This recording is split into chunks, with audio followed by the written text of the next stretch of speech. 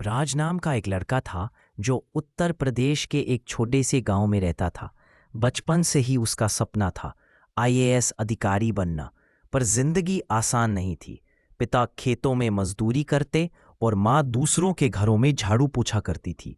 5वीं कक्षा में ही राज को किताबों से प्यार हो गया था। लेकिन घर में न तो बिजली थी न टेबल कुर्सी। वो रात को डिबरी के नीचे पढ़ाई करता। एक दिन स्कूल में उसके शिक्षक ने कहा, राज, तुम्हें कुछ अलग बात है, पढ़ाई मत छोड़ना। लेकिन अगले ही साल पिता की अचानक तबीयत खराब हो गई। परिवार की जिम्मेदारियां राज के कंधों पर आ गईं। अब स्कूल जाना मुश्किल हो गया। राज ने स्कूल छोड़कर खेत में काम शुरू किया।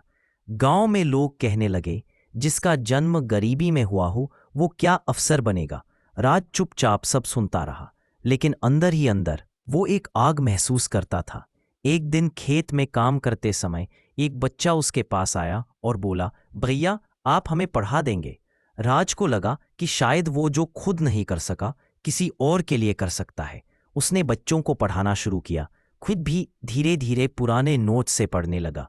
गांव के सरपंच ने जब देखा कि राज बच्चों को फ्री में पढ़ा रहा है तो उन्होंने गांव में एक छोटा कमरा और एक पुराना पंखा उसे दे दिया।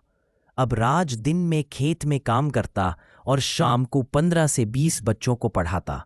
एक एनजीओ ने इस काम की खबर सुनी और राज को लखनऊ बुलाया। वहां उसने स्कॉलरशिप के लिए परीक्षा दी और पास हो गया। उसे वहां से आगे की पढ़ाई का मौका मिला। अब राज दिन रात मेहनत करता। उसका सपना अब फिर से जिंदा हो गया था। 4 साल तक संघर्ष करने के बाद राज ने यूपीएससी की परीक्षा दी। पहली बार में नहीं निकला, दूसरी बार भी नहीं। गांव में लोग फिर से हंसने लगे, लेकिन राज ने हार नहीं मानी। तीसरे प्रयास में वो सिलेक्ट हो गया। जब रिजल्ट आया तो पूरे गांव में ढोल बजे, मिठाई बंटी। राज जब अफसर बनकर गांव लौटा तो उसी स्कूल में गया जहां उसका सपना टूटा था। बच्चों से कहा, टूटे हुए पंखों से भी उड़ान होती है, अगर हौसला हो तो रास्ते खुद बन जाते हैं।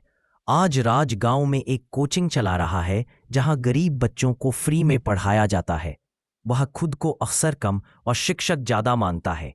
उसने सिखाया कि हालात चाहे जैसे भी हों, सपना कभी मत छोड़। कहानी हमें यह सिखाती है कि परिस्थितियां कितनी भी कठिन क्यों ना हों, अगर इरादा मजबूत हो तो टूटे हुए पंखों से भी एक दिन आकाश को छू सकते हैं।